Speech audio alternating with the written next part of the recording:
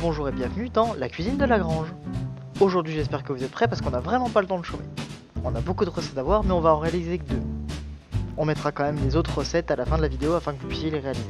En premier lieu, on va réaliser des crêpes salées à la viande. Pour ça on va avoir besoin de 1 kg de viande hachée, 2 oignons, 2 litres de lait, 1 kg de farine, 6 œufs, un peu d'huile de tournesol, du persil, du sel, du poivre et du paprika d'eau.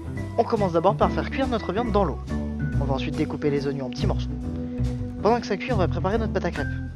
On commence par casser 6 œufs dans un saladier et les battre. À ces œufs, on ajoute 2 grosses poignées de sel. On ajoute ensuite 1 kg de farine et après, petit à petit, 2 litres de lait tout en mélangeant. Une fois que notre pâte à crêpes est réalisée, on ajoute les oignons à la viande et on laisse le tout ensemble. Une fois que les oignons ont réussi à cuire, on ajoute les épices et on laisse le tout s'imprégner. On peut commencer à faire cuire nos crêpes entre temps, soit dans une crêpière, soit dans une poêle plate. Une fois que vous aurez cuit toutes vos crêpes, on passe au dressage. Une crêpe dans une assiette, un peu de viande sur un côté, on enroule la crêpe et on en coince les bouts en dessous. Reste plus qu'à les faire griller un petit peu à la poêle et c'est tout bon. Pour le dessert, on va réaliser une petite galette à la frangipane et à la mirabelle. Les crêpes plus les galettes, c'est dans le thème en ce moment, même si c'est un peu passé, mais c'est pas grave. Mais on a une recette de galette particulière, la galette à l'œil. En gros, on fait toutes nos quantités à la louche, sans peser ni mesurer. Mais on va quand même vous donner les quantités qu'on a trouvées sur une recette sur internet. Donc pour ça, vous aurez besoin de 2 pâtes feuilletées, achetées ou faites maison, 125 g de sucre, 60 g de beurre mou, 2 œufs, 150 g de poudre d'amande, une gousse de vanille, 2 cuillères à soupe de rhum, et un œuf pour dorer la galette avec une pincée de sel. Pour la frangipane, on va d'abord commencer par mettre la poudre d'amande et le sucre mélangés dans un saladier.